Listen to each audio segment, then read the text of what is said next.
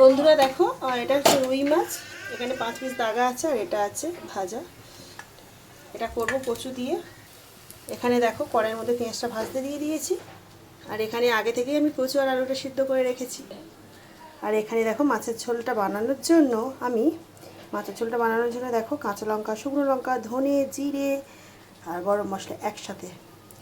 আমি এটা যেহেতু সকালে খাই গরম জলে ফুটিয়ে, তো সেটাই আমি শিলেতে বেটে নিচ্ছি। কষে জল ঢেলে নুন হলুদ লঙ্কার গুঁড়ো দিয়ে কষে জল ঢেলে দেখো তরকারিটা কেমন হলো। ঠিক আছে, ওয়েট করো। বাবু এর মধ্যে দিয়ে দিলাম রসুন একটু,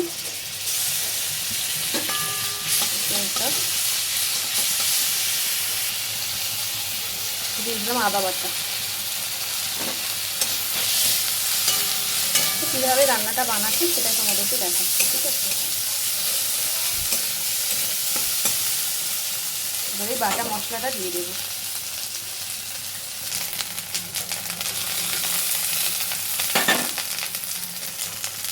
ভালো করে নাড়াচাড়া করবো।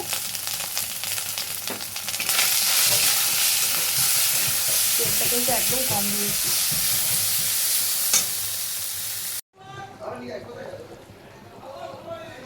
এই দেখ কি নিয়ে এসে দাগাই দাগে এই বলছি